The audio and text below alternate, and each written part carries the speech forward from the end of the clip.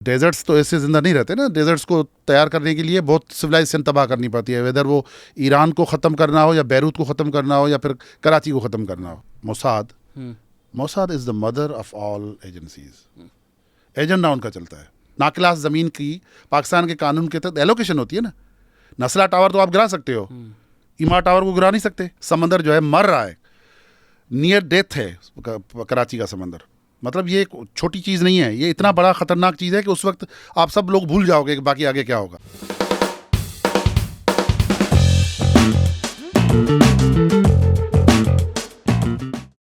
Hello अस्सलाम वालेकुम। Award winning climate change, आप लोगों ने कराची अर्बन फॉरेस्ट का नाम तो सुना ही होगा।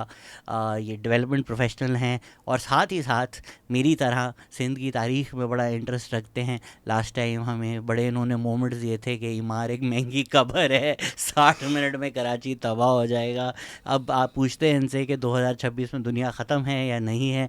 मसूद लोहार हमारे साथ हैं। कैसे हैं सर आप? अल्हम्दुलिल्लाह जी, आप कैसे हैं? पिछली पॉडकास्ट में तो आपने बड़े तहलके मचा हाँ कर यार, गए बस थे बहुत हो गया। कि मैं समझे शायद आप काट देंगे, लेकिन आपने नहीं काटा। आपने बोला ही नहीं हमें। नहीं। आपने कहा ही नहीं। हाँ। हम कोई हुकूमत थोड़ी है कि दरख्त वरख्त काट दें, पॉडकास्ट काट दें।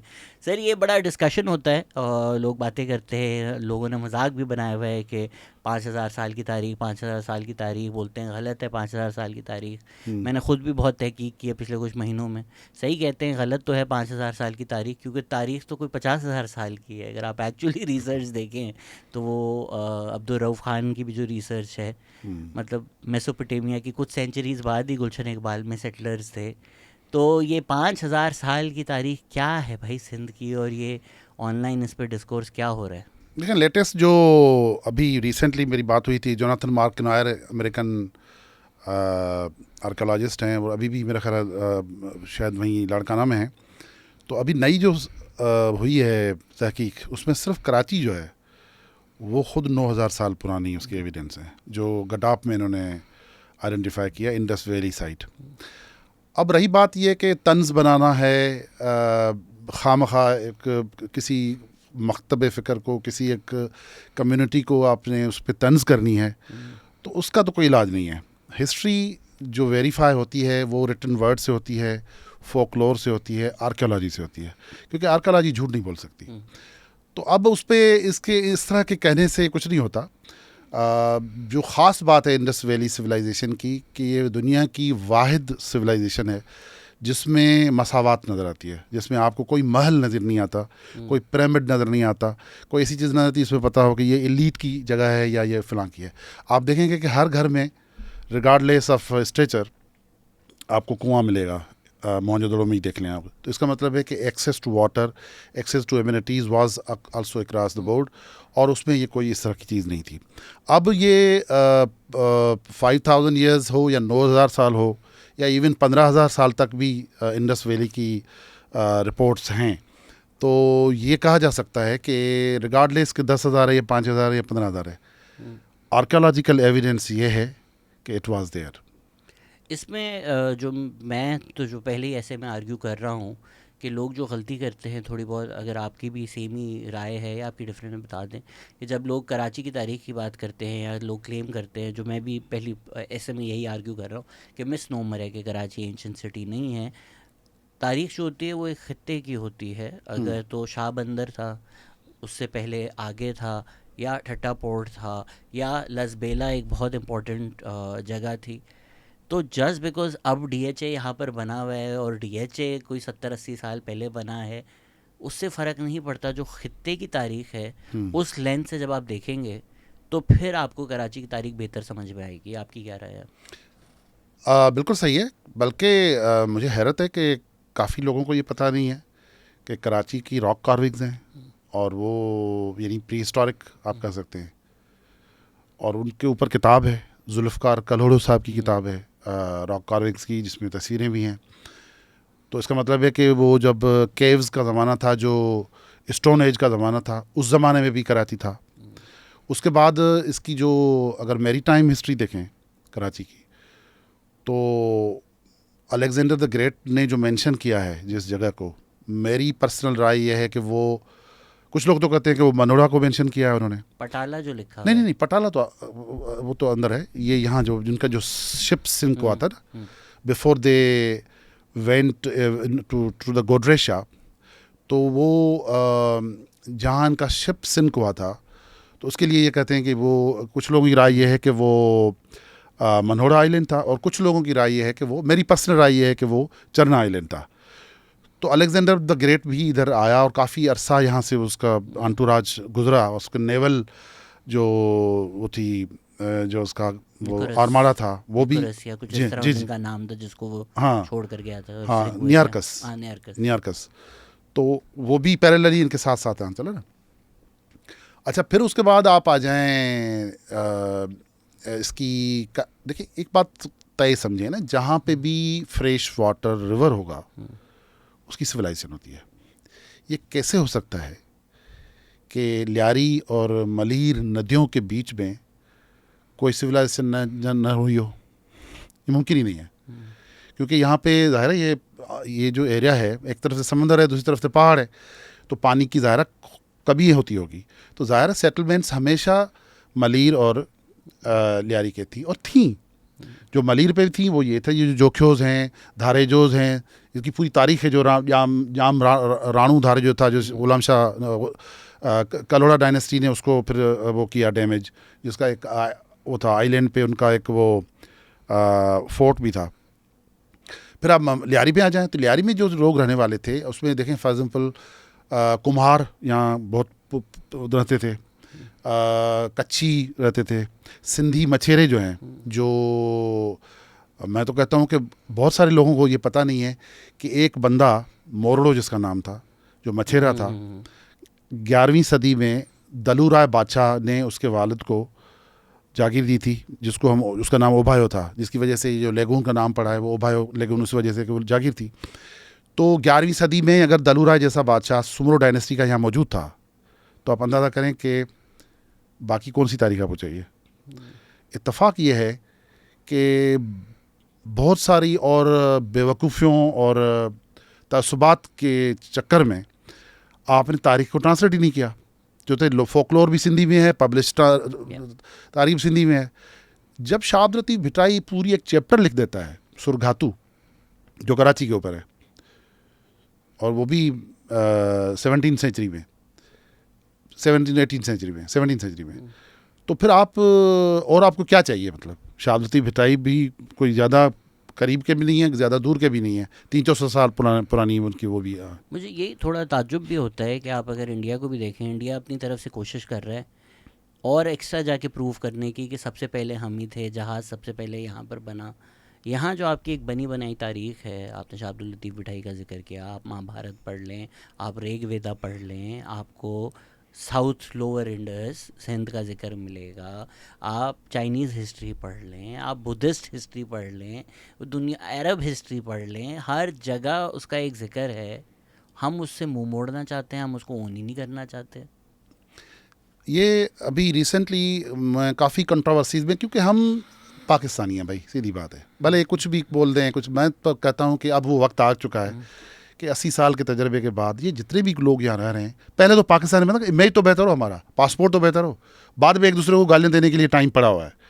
पहले आपने दुबई को खड़ा कर दिया, अब दुबई गिरने लगा है, फिर से देखें एक्टिविटी शुरू हो गई है, क्योंकि डेजर्ट्स तो ऐसे ज़िंदा नहीं रहते ना। डेजर्ट्स को तैयार करने के लिए बहुत सिविलाइजेशन तबाह करनी पड़ती है, वेदर वो ईरान को ख़त्म करना हो या बैरूत को ख़त्म करना हो या फिर कराची को ख़त्म करना हो, ऐसे तो ख़त्म नहीं हो सकता था ना। तो अब जब वापस गिरने लगा है, तो इसके लिए मैंने एक नई मेरी किताब, मैं उस पर काम कर रहा हूँ, उसको मैं कहता हूँ फ्लोटिंग क्लास। एक क्लास है, एक मेंटेलिटी है, जिनको पता है कि हम एक ट्रांजिट हैं, एक्सटेंडेड ट्रांजिट, जैसे में जहाज़, हम किसी एयरपोर्ट में बैठते हैं और नेक्स्ट फ़्लाइट के लिए हमें 3 घंटे का हमारा वो ट्रांजिट है, तो हम बैठे रहते हैं वहाँ पे, चाय पी रहे होते हैं, घूम रहे हैं, किताबें पढ़ते होते हैं।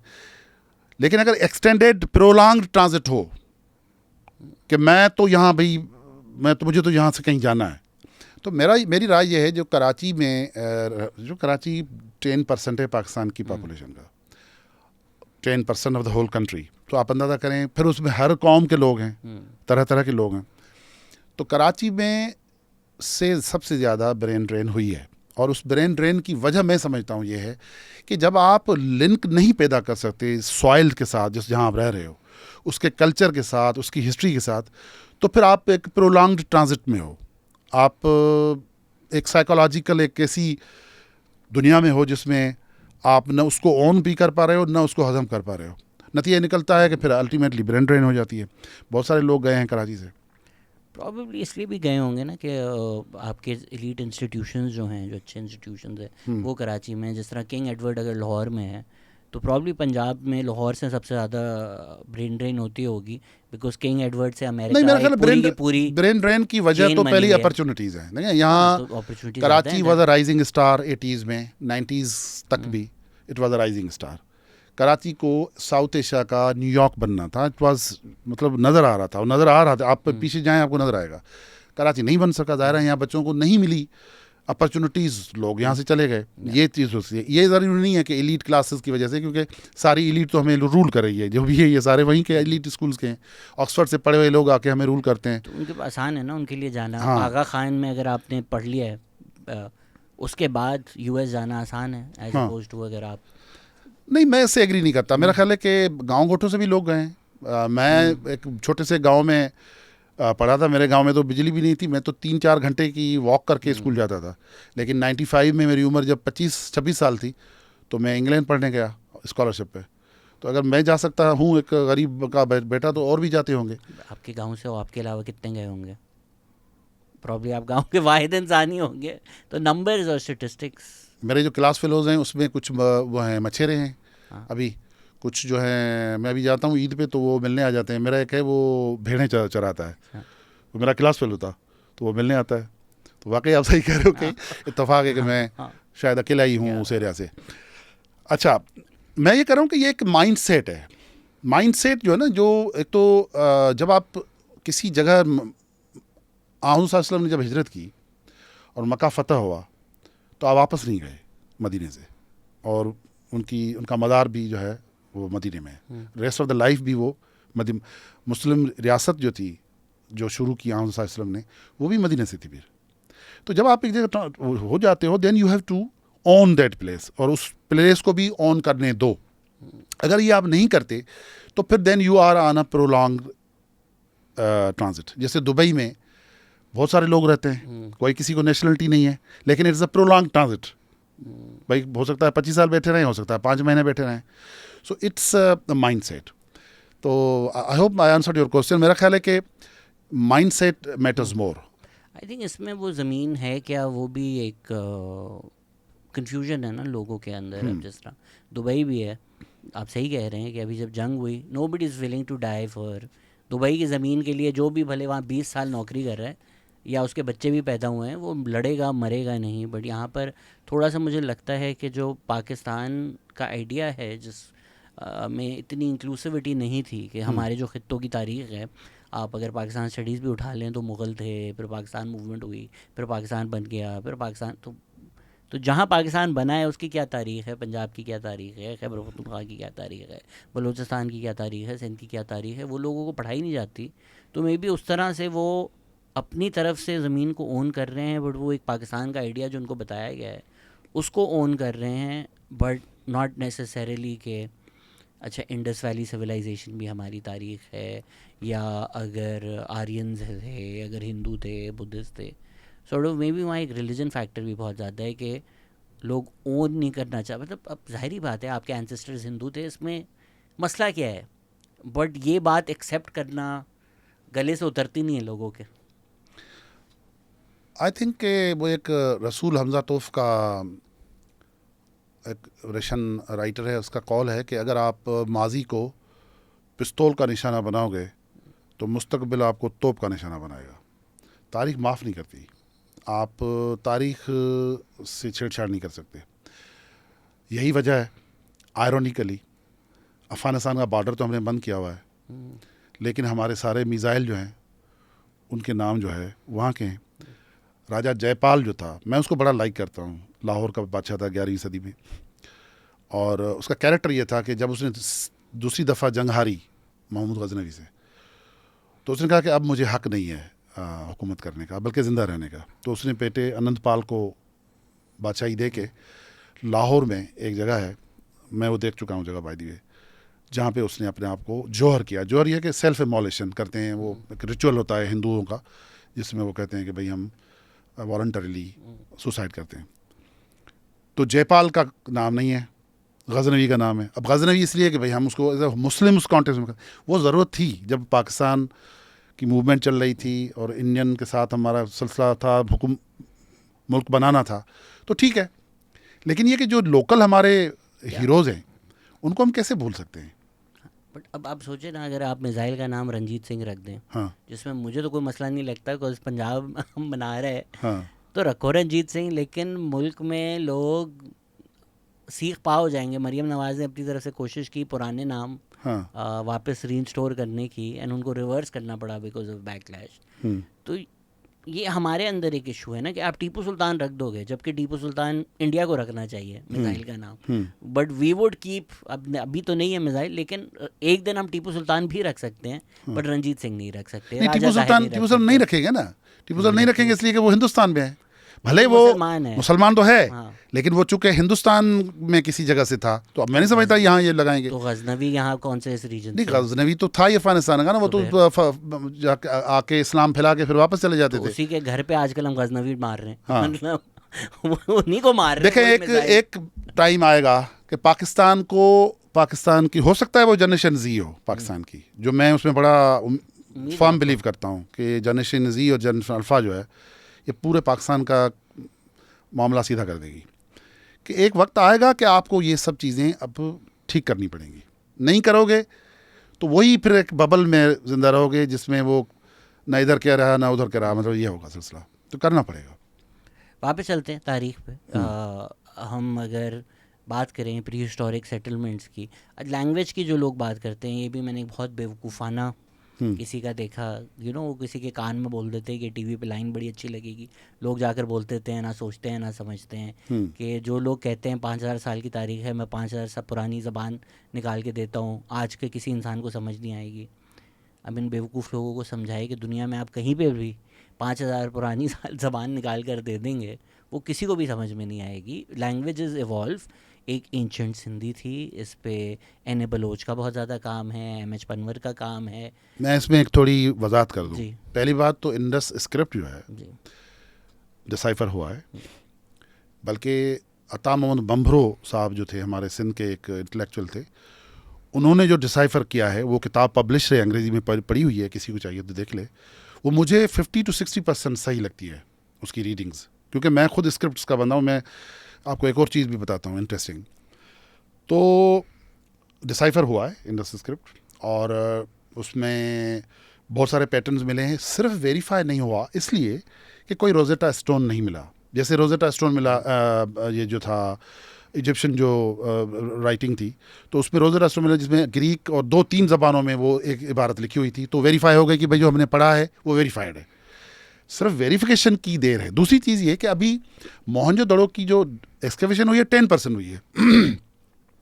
फॉर एग्जाम्पल, अगर आप अभी रिसेंटली मेरी जो अभी नए जो मिनिस्टर साहब हैं जुल्फ़िकार शाह साहब, मेरी उनसे बात हुई थी, मैंने उनको एक प्रपोजल भी बना के दिया है कि मोहनजोदड़ो को एक्सकेवेट करना चाहिए further to decipher Indus script, क्योंकि ऑलरेडी क्लाइमेटिक चेंजेस की वजह से रुइंस जो है ख़तरे में तो हैं, तो ख़तरे में हुए तो पहले उसको हम एक्सकेवेट करके वो ले लें। तो वो जो मैं आपको बता रहा था स्क्रिप्ट की, तो स्क्रिप्ट मौजूद है, डिसाइफर हुआ है। आस्को परपुला ने किया है, अता मोहम्मद बम्भरो ने किया है, बहुत सारे लोगों ने किया है, और बहुत सारे लोग उस पर काम भी कर रहे हैं। मैं खुद उस पर अपनी हम्बल जितनी मेरी एफर्ट है मैं तो करता हूँ। मतलब मैंने ये आइडेंटिफाई किया कि भाई इंडस बुल जो है वो नस्ल कौन सी है। ये पहली दफ़ा मैंने इसको किया। मैंने जाके वो पारकरी जो ब्रीड है उसको, उसका एक बेल जो जिसको सान कहते हैं, मतलब जो बाकायदा वो होता है, उसको उसकी फ़ोटो निकाली और इंडस बुल की निकाली, तो बिल्कुल वही है। तो इसका मतलब है कि पारकरी बुल वाज द ब्रीड। इसी तरह कुछ ऐसे अल्फाज हैं जो प्रॉपर नाउन है। फॉर एग्जांपल, मोहनजोदड़ो के लोग दरिया सिंध को क्या कहते थे? मोहनजोदड़ो के लोग खीरथर माउंटेन्स को क्या बोलते थे? खीरथर माउंटेन तो था ना उस वक्त भी, तो वो इस तरह की चीज़ें वहाँ उसमें मिलती हैं, और मेरा ख्याल है कि वो वक्त करीब है कि स्क्रिप्ट हो जाएगा। अब अगर आप ये कहते हैं कि जी वो इनको पढ़ना नहीं आता, मतलब ये तो बिल्कुल लाउजी किस्म की बचकाना किस्म मैं की बातें हैं। संस्कृत किताबें अगर निकाल के मुंबई की सड़कों पे फिरूं, अगर वो कोई हिंदी स्पीकर है उसको नहीं समझ में आती, तो इसका मतलब ये नहीं है कि वो उसकी हिस्ट्री नहीं है। हाँ, हिस्ट्री नहीं है। तो ये जो वो आप तो स्क्रिप्ट जैसा वो बात कर रहे हैं कि जिन लोगों ने एकेडमिक काम किया है, ये तो जाहिलाना बिल्कुल वो बात करते हैं ना कि वो लैंग्वेज सड़क पे समझ नहीं आती। यार 5,000 साल में लैंग्वेजेस इवॉल्व होती हैं, सिविलाइजेशंस चेंज होती हैं, आप मतलब अच्छा, It's just मैं senseless. एक, जब ये बीच में एक कुछ कंट्रोवर्सीज हुई थी, तो मैंने कुछ एक व्लॉग किए थे उस पर, काफ़ी उर्दू स्पेशली एक ख़ास तंजीम के लोगों ने गालियाँ भी दी मुझे और कहा कि जी मैं मुतासिब हूँ, मैं फ़लाँ हूँ। मैंने पहले ही कह दिया भाई मैं पाकिस्तानी हूँ, मैं चाहता हूँ कि एक नेशन मेकिंग हो। वो तब होगी जब एक दूसरे को रिस्पेक्ट देंगे। ऐसे नहीं है कि कोई ये कहे कि जी हम तो पता नहीं अजीम सिविलाइजेशन के लोग हैं और यहाँ तो गधा वगैरह चलाते थे, तो इसका कोई इलाज नहीं है। तो उसी दौरान मेरे गांव से मुझे कॉल आई कि जी वो फ़लाँ जगह पे फ़लाँ हमारे गांव का बंदा है, उसने वो खेती के लिए वो हल चला रहा था, तो एक वॉल निकल आई है। तो मैंने कहा यार उसकी तस्वीरें भेजो। तो जब वॉल की उन्होंने तस्वीरें भेजी तो वो तो स्तूपा था। अच्छा, वो ऐसी जगह थी जहाँ पे कोई वो नहीं था, कोई निशान नहीं थे, कोई ऐसा कोई माउंट नहीं था। तो वो शायद बाद में वो हमने उस पर किया कि वो दरियाए सिंध उस पर 2-3 दफ़ा फ़्लो कर चुका था, तो वो शायद सबमर्ज हो गया था। वो ले आए हम, वो मेरे पास पड़ी हुई है कराची में, मेरे अर्बन फॉरेस्ट में मेरे पास पड़ी हुई है, किसी को देखनी है तो आके देख लो, मेरे अपने गाँव में। तो स्क्रिप्ट उस पर लिखा हुआ था, और बुद्धिस्ट वो जो उसका तरीक़ेकार होता है, sitting Buddha, sleeping Buddha, lotus, वो सारी पोजीशंस, फिर नीचे जो है उसकी वो था, मंत्र था धम्मपद से। तो अब डिसाइफर, मुझे वो स्क्रिप्ट समझ में नहीं आ रहा था कौन सा है, क्योंकि लग रहा था कि ब्राह्मी स्क्रिप्ट से मिल, लेकिन ब्राह्मी भी नहीं था। फिर लग रहा था कि यार ये शायद कोई नागरी स्क्रिप्ट की कोई वो हो, अर्धनागरी तो खैर बाद की है, लेकिन तो बाद में मैंने वो किसी तरह उसको मेरा डिसाइफर कर लिया। डिसाइफर किया तो वो 6ठी सदी का था, यानी कि 6 सदी ईस्वी में, एग्जैक्टली उस पीरियड में जब इमाम हुसैन अलैहिस्सलाम जो है उस पीरियड में जब वो थे, तो मेरे गांव में एक इतना बड़ा स्तूपा था जिस पे बैठे लोग जो है, वो स्क्रिप्ट जो था गुप्ता ब्राह्मी था। Gupta Brahmi script was prevailing in my village 6ठी सदी में। और स्कॉलर जो पढ़े हुए थे, क्योंकि वो मैच किया मैंने, तो वो लोग जो है वो बिहार तक, मतलब वो उनके लिंक था इंडिया में उस ज़माने में, वो चूँकि उस तरह की चीज़ें फिर वहाँ पे भी मिली हैं। तो आप अंदाज़ा करो कि यार क्या फ्लॉरिश होते होंगे अगर इतना रिलीजियस, ठीक है उस वक्त बुद्धिज़्म था, लेकिन बुद्धिज़्म के भी वो, जैसे चाइनीज़ टूरिस्ट जो आया था, जो लिखता है कि भाई यहाँ पे बड़े बड़े स्कॉलर्स थे, यहाँ पे एक कल्ट थी बुद्धिज़्म की जिसको कहते हैं शमनिस्टिक होते हैं, जो हाँ, जो वो जिसमें वो ताकत होती है, जो चचनामा में भी रिपोर्ट है कि वो सुपर नेचुरल चीज़ें कर लेते थे। तो आप वो पढ़ लें, हालांकि वो तो आया था मेरा ख्याल है कि 7th सेंचुरी में, वो जो चाइनीज़ 7th सेंचुरी में आया था। तो 6ठी सदी में भी इस तरह की चीज़ें बदीन के एक छोटे से एरिया में भी थी। तो ये सिविलाइजेशन था, इसको इस तरह आप कैसे कर सकते हो? दूसरी चीज़ ये कि how do you establish a language और लीनेज और अ डायनेस्टी, कैसे करेंगे? एक तो ये है कि क्या वो कंटेम्पररी हिस्ट्री में रेफरेंस आया है नहीं, नंबर 1। नंबर 2, उसकी कोई कॉइनेज थी, ज़रब खाना था कि भाई वहाँ उन्होंने अपनी करेंसी मिंट हो रही थी और वो उनकी करेंसी थी। इट शोज सिस्टम, गवर्नेंस का सिस्टम था। तीसरा ये कि उनके अर्बन सेंटर्स कैसे थे, किस तरह के अर्बन सेंटर थे। मतलब ये तो नहीं है कि भाई वो चंगेज़ खान ने चूँकि दुनिया फतह कर ली तो वो क्लेम करे कि जी मैं तो महल में पैदा हुआ था, ज़ाहिर है वहाँ तो कोई शहर तो थे ही नहीं। और चौथी चीज़ ये है कि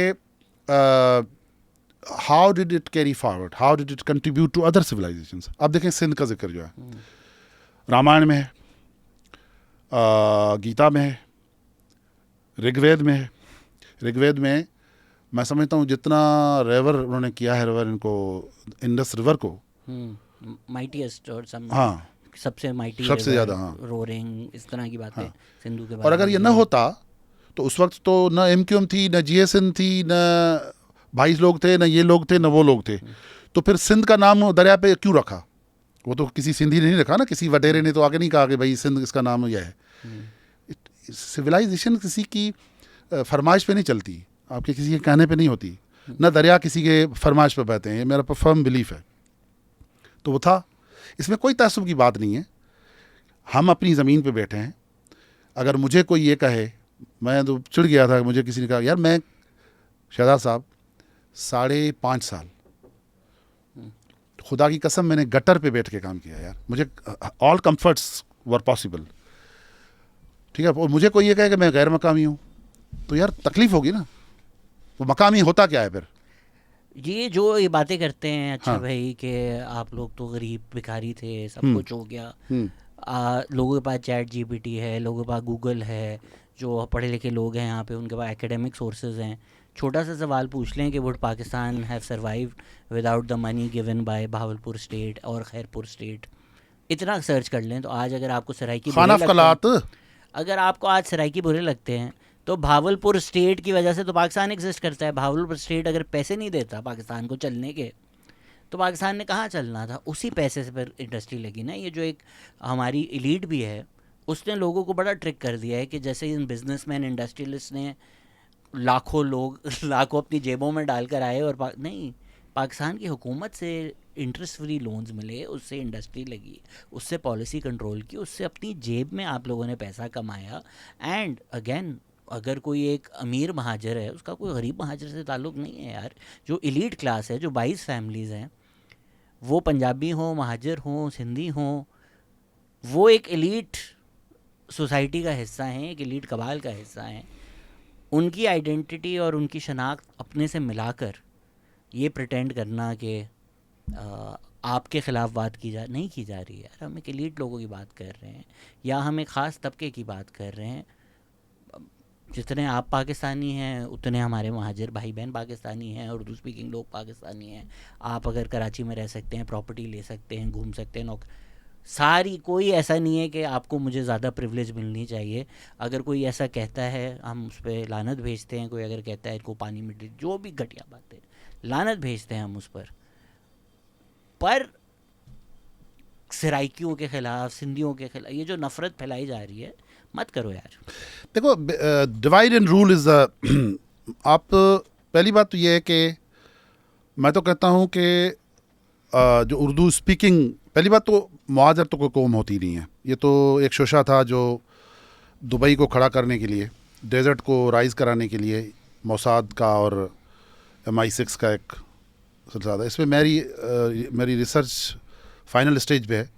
मैं किताब ला रहा हूँ इसके ऊपर। मोसाद तो मुश्किल है, बट मोसाद हम when you say Mossad, Mossad is the mother of all agencies.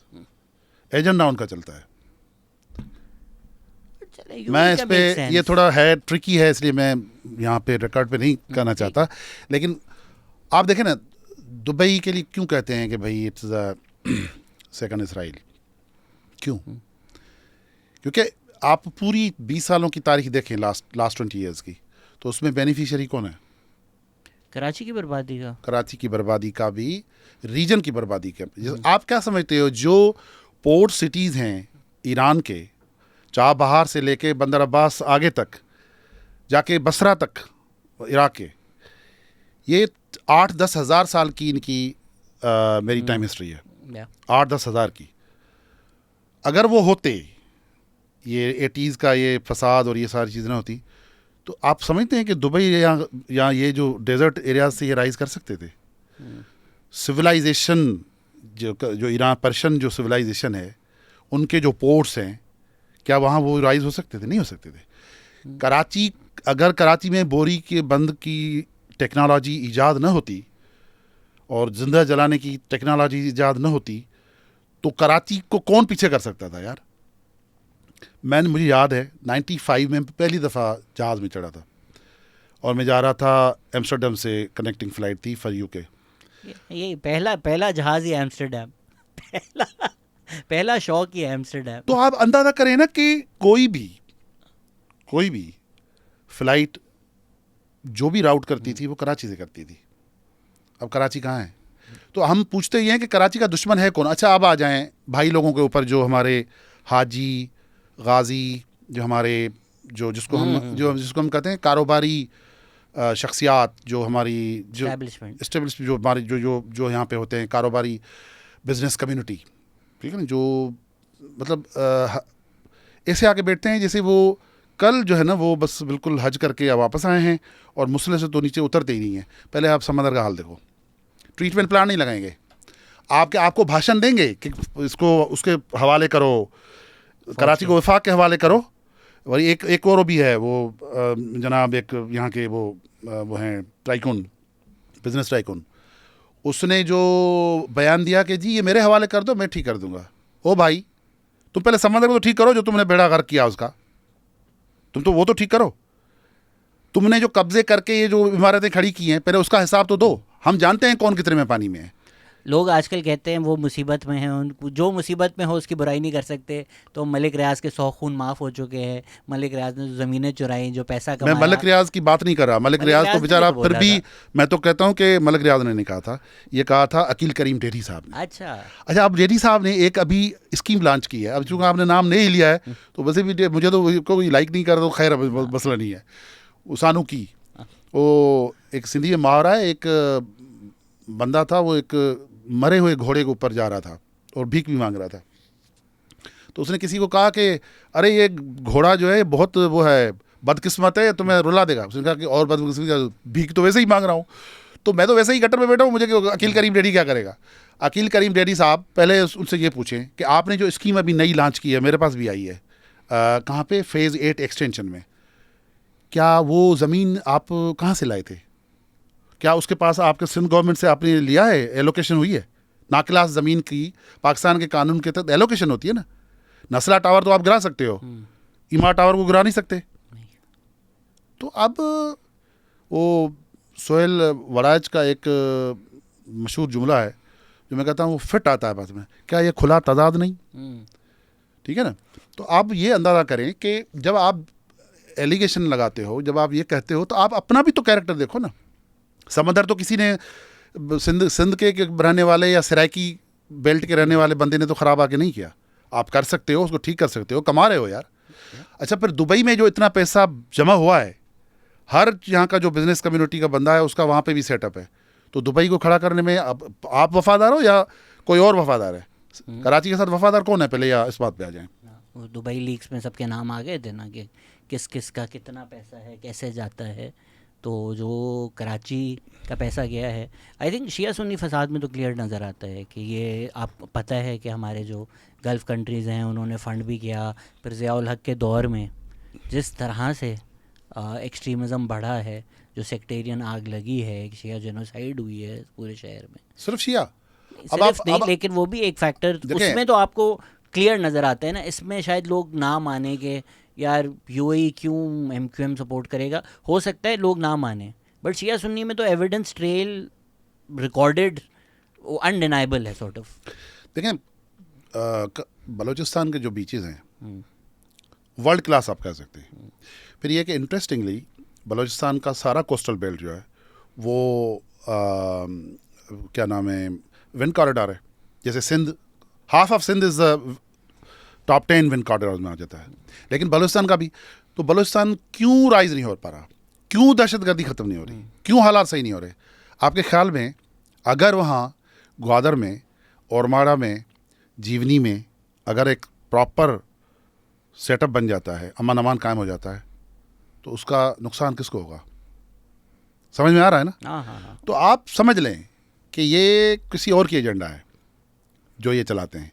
इस वक्त अगर कोई टॉप मोस्ट प्रायोरिटी हर ज़बान बोलने वाले, हर पाकिस्तानी की होनी चाहिए, वो होनी चाहिए नेशन मेकिंग।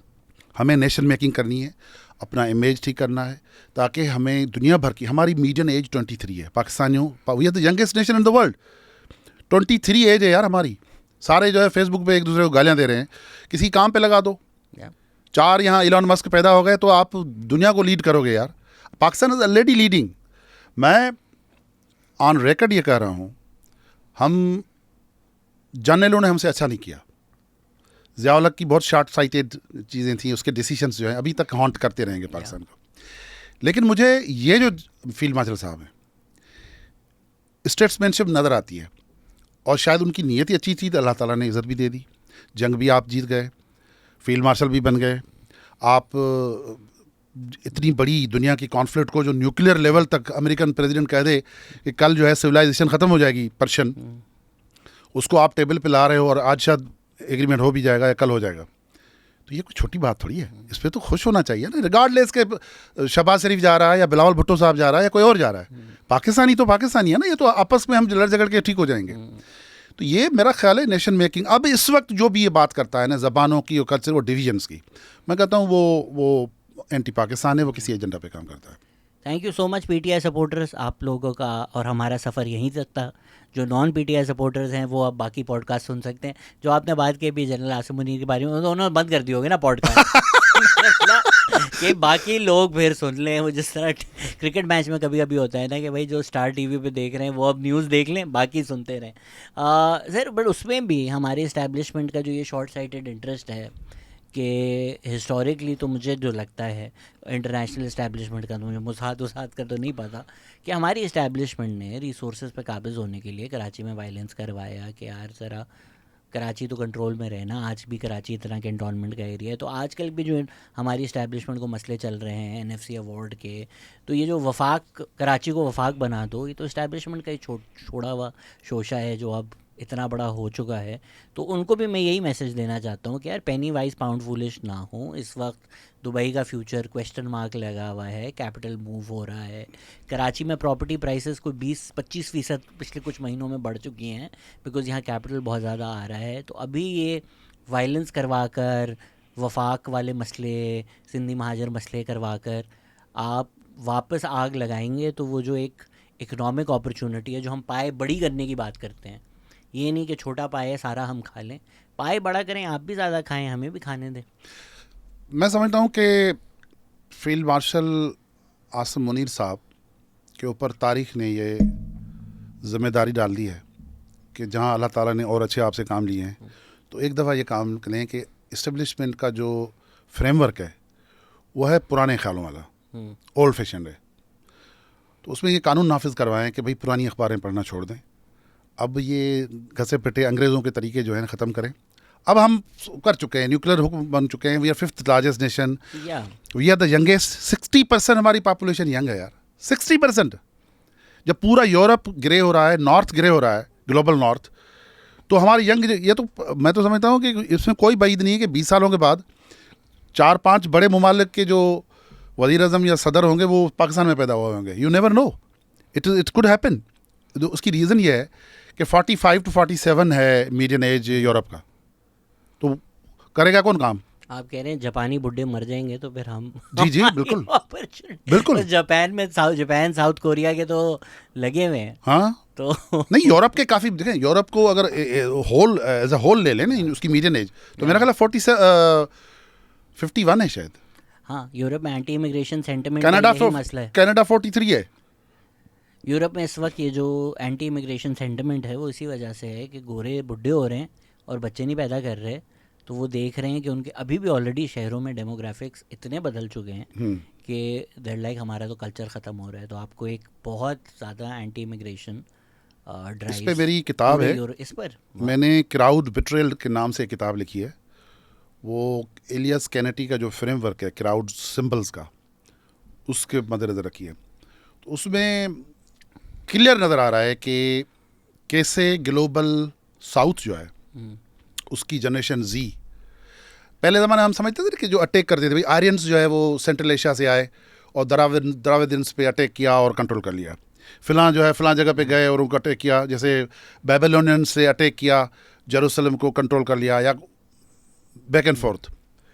अब जो क्लैशेस होंगे ना वो जनरेशन जी अगेंस्ट जनरेशन जी होगा। ग्लोबल साउथ की जनरेशन जी जो है ये ग्लोबल नॉर्थ की जनरेशन जी को डिस्ट्रॉय कर देगी। तो ग्लोबल साउथ की जनरेशन जी जो है, इसीलिए मैं कह रहा हूँ कि ये वो वक्त है कि अपने जनरेशन जी को बेवकूफ़ियों के कामों में नहीं लगाओ। इनको कहो कि भाई और अभी इश्क के इम्तहान और भी हैं, सितारों पे डालनी है कमन, करें कुछ और, ये इसमें न पड़े कि ये महाजर है, वो सिंधी है, ये वो बलोची है, ये सराइकी है। ये बेवकूफ़ाना किस्म की बातें हैं यार। हम पाकिस्तानी हैं, वी आर एंटरप्रेन्योर। आप देखें जो एंटरप्रेन्योरशिप पाकिस्तानियों के अंदर है, पूरी दुनिया में आप देखें किस तरह हम जो है वो गरीब गरीब लोग गए और वहाँ पे उन्होंने एम्पायर्स खड़ी कर दी। तो ये जो यूरोप का फ्यूचर है, ये with in next 10 to 15 years decide हो जाएगा। और ये अब ये वो पैराडॉक्स है। पैराडॉक्स ये है कि जी हमारी यूथ भी नहीं है और हम ये बर्दाश्त भी नहीं कर सकते कि यार काले जो है ना हमारे आके लीडर बने। तो ये पैराडॉक्स जो है ये फ्रॉम विद इन इस तरह ही ख़त्म करता है सिविलाइजेशन को। या आई थिंक अमेरिका में क्योंकि एक स्लेवरी की तारीख है तो वो वहाँ पर ये फड्डे पुराने हो गए, मतलब पहले हो चुके हैं सारे। प्रॉब्ली यूरोप के अभी लेट्स सी व्हाट हैपेंस, वो टाइटर बॉर्डर कंट्रोल्स और हर तरह के मसले चल रहे हैं। वापस हम पाकिस्तान आ जाते हैं, सोशल मीडिया पे भी आप बहुत जंगे ले रहे होते हैं। आई थिंक आपको क्या लग रहा है कि हम क्या कम्युनिकेट नहीं कर सक रहे, क्योंकि आप और मैं भी, वो लोग तो हमें दुश्मन समझते हैं, एंड आई थिंक आम लोग नहीं हैं, आम लोगों को समझ में आ रहा है कि ये सिंधी मुहाजिर सराय की नफ़रत करवाई जा रही है। बट जो पॉलिटिकल लीडरशिप है उसने अपनी चांदी चमकाने के लिए अभी एक डॉक्यूमेंट्री बनी है जिसमें कराची का हीरो मुस्तफ़ा कमाल को बना कर दिखाया गया है। नाम लाइक मैं था उस ज़माने में कराची में, क्या बातें कर रहे हो। तो वो पॉलिटिकल लीडरशिप जो आइडेंटिटी को इस्तेमाल कर रही है, वो पीपीपी सिंधी आइडेंटिटी इस्तेमाल करे या पीएमक्यूएम महाजर आइडेंटिटी इस्तेमाल करे अपनी पावर मेंटेन करने के लिए और लड़वाने के लिए, कैसे आप जो ये कह रहे हैं कि हमें साथ आने का है, वो कैसे आएँ? क्योंकि हम अगर नॉर्मल बात भी करें तो हम लोग हमें ही देखें जब लेबल कर देते हैं। जब ये एमक्यूएम की भी डिवीजन्स हुई और मुस्तफ़ा कमाल साहब आए तो I used to like him. मैं समझता था कि इस बंदे में स्टेट्समैनशिप है। लेकिन वो किस चीज़ में फेल हुए? वो अभी भी उस अल्ताफ़ भाई को तो उन्होंने छोड़ लिया, लेकिन वो जो आइडियोलॉजिकल इंटेंगलमेंट था ना उससे बाहर नहीं निकला। भाई सिंध में दौरे करते, सिंधी नौजवानों से मीटिंग करते, सिंध यूनिवर्सिटी में आके मुस्तफ़ा कमाल साहब डिस्कशन करते, सिंध के नौजवानों से मीटिंग करते, बजाय इसके वो तो वही है, सिर्फ वो कहते हैं शराब वही है, सिर्फ वो शीशी चेंज कर दी आपने। तो मुस्तफ़ा कमाल साहब कोई भी लीडर जो है ना, वो मीडिया किसी ज़माने में कराची का जो सो कॉल्ड नेशनल मीडिया जो था वो बड़ा पावरफुल था। अब तो सोशल मीडिया है, अब तो किसी एक मीडिया की इजारादारी नहीं रहेगी। आप कितनी गलत बात करो उससे कोई फ़र्क नहीं पड़ता। अब हक़ाइक़ होंगे, अब हर बंदा जर्नलिस्ट है। तो मुर्तज़ा वहाब या एमक्यूएम के या उर्दू स्पीकिंग के जो लीडरान हैं, मैं समझता हूँ वो इस बात में फिर वो अभी भी वहीं कराची में बैठे हुए हैं, वो अभी भी वही पुराने ख्याल में वो 80s 90s वाली ज़माने में बैठे हुए हैं। बेचना सबसे आसान है ना, वो ऑलरेडी एक जहन साजी। किसको बेचेंगे? अपनी वही कॉन्स्टिट्यूएंसी। डेमोग्राफी चेंज हो गई है सर। देखें रिगार्डलेस, अब थोड़ा भी बोलो ना, मुझे कहते हैं कि मैं मुतअस्सिब हूँ। भाई मैं अपने पैसे लगा के अपनी मजदूरी करके इस शहर को ठीक करूँ, क्योंकि मुझे नजर आ रहा है कि समंदर जो है मर रहा है, नियर डेथ है कराची का समंदर। मतलब ये एक छोटी चीज़ नहीं है, ये इतना बड़ा ख़तरनाक चीज़ है कि उस वक्त आप सब लोग भूल जाओगे कि बाकी आगे क्या होगा। तो वो करने की ज़रूरत है ना। अभी आप जो है वो क्या बेचोगे? मतलब अभी इस 2000s में आप अभी भी ये बेचोगे कि भाई वो कोटा सिस्टम। अब जनरेशन जी जो है उसको ये, जो भी मेरी बात सुन रहा है, अगर आपके घर में जनरेशन जी या अल्फ़ा है, आप सिर्फ चेक कर लें कि उनको वो कहते हैं सानू की, उनको परवाह ही नहीं है भाई। आई थिंक वो नसीर मेमन जब आए थे पॉडकास्ट पे, मैंने उनसे पूछा कोटा सिस्टम, उन्होंने बोला ख़त्म ही कर दो। पहले मुझे ये हुआ कि यार मतलब मेक सेंस कि अगर कोई रूरल से, और महाजर सिंधी कोटा नहीं है, अर्बन रूरल कोटा है, ज़ाहिर सी बात है अगर कोई गरीब आ रहा है, ये दुनिया भर में होता है, अगर आप रूरल एरिया से आ रहे हो, आपको अपॉर्चुनिटीज़ नहीं मिली तो उनको एक कोटा मिलता है, उनको पॉजिटिव डिस्क्रिमिनेशन दुनिया भर में होती है। बट अब मैं नसीर मेमन की बात से एग्री करता हूँ कि ये मसला इतना बड़ा रहा नहीं है। एक टाइम था 70s 80s में जब गवर्नमेंट जॉब्स आपकी, कोट मत कीजिएगा, बट 30-40% नौकरियाँ या 20% 25, अब क्या गवर्नमेंट नौकरियाँ कितनी हैं? 5%, 6%, 7%, 10% भी नहीं होंगी गवर्नमेंट नौकरियां। अब ये इतना बड़ा मसला नहीं है जितना ये इतना बड़ा टॉकिंग पॉइंट है। तो वो टॉकिंग पॉइंट ही ख़त्म कर दो कि यार बस अब किस बात पे आप प्रोपागेंडा करोगे। वरना तो 10 साल मुशर्रफ थे, आपने ख़त्म करना था आप कर लेते। पूरा कराची मतलब एक दुकान नहीं आपकी मर्ज़ी से खोल सकती थी, आप नहीं ख़त्म कर सके। देखें, मैं फिर भी ये कहूँगा कि इवन अगर अब वो ज़माना चला गया कि आप इश्यूज़ बना के उसके ऊपर सियासत करेंगे, वो अब ज़माना नहीं रहा। मुझे लगता है मंजन बिक तो रहा है। नहीं, वो एक हद तक तो बिकेगा ना, क्योंकि हम मैं वही फिर बात आ जाती है कि वो जो इस्टेब्लिशमेंट का जो स्कोप ऑफ वर्क है, या क्या कहते हैं मैनुअल जो है वो पुराना है। क्या? वो अभी भी वो जो बैठे हुए हैं वहाँ पे भी भाई लोग पूरी पुराने सीनियर बैठे होंगे, कोई कर्नल साहब होंगे, कोई कुछ पुराने ख्याल के, भाई लड़ाओ और हुकूमत करो। लड़ाओ हुकूमत करने वाला ज़माना ही नहीं है यार। अब तो अपने नई जनरेशन को तैयार करो, वर्क फोर्स को, जो लीड करे पूरी दुनिया में, टेक ओवर कर ले, निकलो बाहर। मैं यही कहता हूँ कि फील्ड मार्शल साहब के ऊपर तारीख ने ये जिम्मेदारी आयद कर दी है कि बाकी रिफॉर्म्स के साथ ये अपनी इस्टेब्लिशमेंट की जो सिक्योरिटी एजेंसीज हैं इनकी जो है ना उनका तरीका चेंज करें, उसका जो मैनुअल है ना वो नया बनाएं। अब ऑलरेडी अगर हमें एस्टैब्लिशमेंट आउट लोग बोलते ही हैं, हाँ। तो अभी जो हाल ही का कश्मीर में मसले चल रहे हैं, हाँ। उसमें तो मुझे ये रियलाइज़ हुआ है कि एस्टैब्लिशमेंट भी फंसी हुई है, क्योंकि जो 12 सीटें हैं हाँ। वो भी ब्लैकमेल करते हैं आगे से, क्योंकि उनकी दुकानें चली हुई हैं ना, उनको तो पर्क्स मिलते हैं, प्रिविलेजेस मिलते हैं। आप रावलपिंडी में बैठकर कश्मीर की असेंबली की सीट पे बैठे हुए हो कि 12 मुहाजिरीन की सीटें हैं, और आप आकर बोलते हो कि हमने बड़ी कुर्बानियाँ दी हैं, और वो अपनी दुकान चलाने के लिए जो JACB बोल रहा है वो प्रोपागेंडा बेचते रहते हैं। और वो इस्टेब्लिशमेंट भी कल को उठकर इनको बिल्कुल अबैंडन नहीं कर सकती, क्योंकि कल को अपना कोई इनको एजेंडा करना हो या आपने कश्मीर कॉन्फ्रेंस करनी हो तो यही लोग सामने आते हैं। तो वो भी फंस चुके हैं कि जो पुराने सारे पैतरे थे वो अगर उनको लगे भी ये कि यार 5 साल बाद ये नहीं काम करेंगे, बट वो सिस्टम में इतने फंसे हुए हैं कि वो बदल नहीं सकता। देखें, हमें इस वक्त जो मौका हक में अल्लाह ताला ने फ़तह दी, फिर उसके बाद हमने जिस तरह इमेज हमारा बेहतर हुआ है, फिर हमारा जो नेगोशिएशन का रोल रहा है पीस मेकिंग में पाकिस्तान का, और जिस तरह हमने हेडलाइंस बनाई हैं, तो ये अच्छी न्यूज़ जा रही थी। अब अगर आपके, मुझे इजाज़त दें कहने, ये मज़ा आएगा ना, पाकिस्तानी है, जब तक हम उस पर वो थोड़ा मसाला न लगाएं तो मज़ा नहीं था।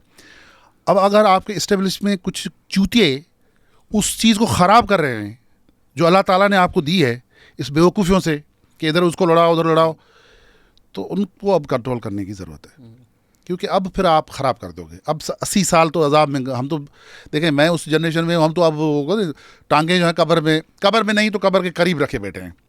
मतलब जाना है, ज़िंदगी जवानी जो है हमने तो अजाबों में गुजार दी, कभी वो लड़ रहा है कभी वो लड़ रहा है। तो यार अपनी जनरेशन को कम से कम उस रास्ते पे लगा दो कि वो दुनिया को फतह कर ले, और वो फतह कर सकता है।